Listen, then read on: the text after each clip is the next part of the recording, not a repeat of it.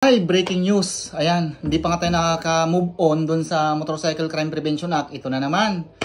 Ang non-contact apprehension nilift na ng Korte Suprema. Ibig sabihin, anytime. Nilift na yung TRO o Temporary Restraining Order. Ibig sabihin, anytime, pwede nang bumalik ang non-contact apprehension. Ano nga ba ito? Ito yung kamera sa mga kalsada na under ng mga MMDA, LGU, na kung saan kahit na hindi ka nalalapitan ng enforcer, hindi ka natitikitan, basta nakita ka sa camera, mayroon kang ayuda. Malas mo. Kasi yung ayuda na yon ay hindi yon blessing, kundi pagkakagastusan. Ibig sabihin, ayan, nag-swerving ka lang, sa non-swerving. Kahit hindi ka nakita ng enforcer, basta nakita ka sa camera, makita yung plaka mo, papadalhan ka na lang.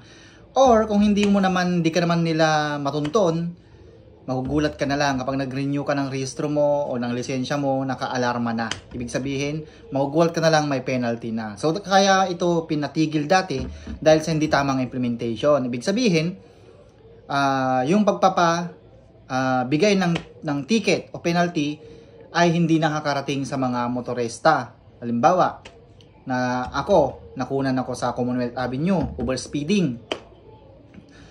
Wala akong kamalay-malay na nakunan ako.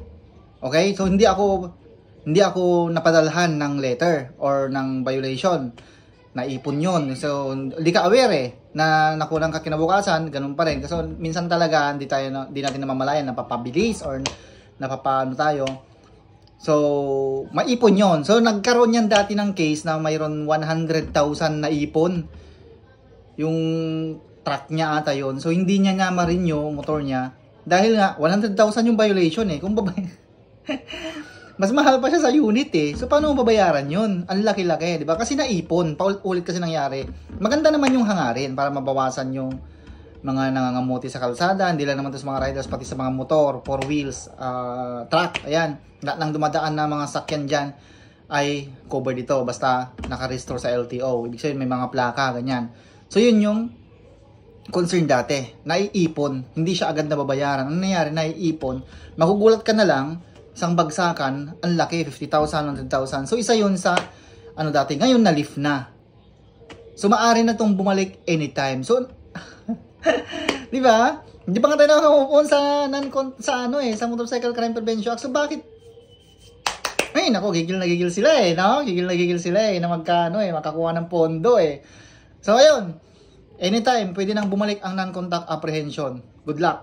Ang mga direct na sobrang maapektuhan sa mga ito, yung mga nagpaparenta. For example, nagpaparenta ka ng sakyan.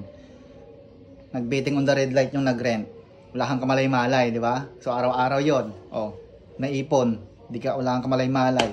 Ang magpe-penalty nun, yung may-ari ng sakyan. Plaka niya yung naka-alarma. Hindi naman yung lisensya ng driver. Hindi naman alam kung sino nagda-drive eh.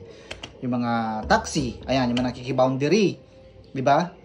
For example, yung mga ipa-drive, ayan. So yung pinadrive mo na taxi mo, hindi mo mamalayan na naipon na yung violation niya. Iba-ibang tao eh, iba-ibang driver na magagamit eh, kung sino lang yung So alam naman natin na ayan, hindi naman sila regular employee. So wala na, hindi mo na yan ma-trace, hindi mo na mahahabol kung babayaran ka pa ni driver kasi nga wala na eh. Hindi naman siya tatagal sa company mo eh or sa mo. So yan yung isa yan sa mga naging issue dati. So ayan. Grabe.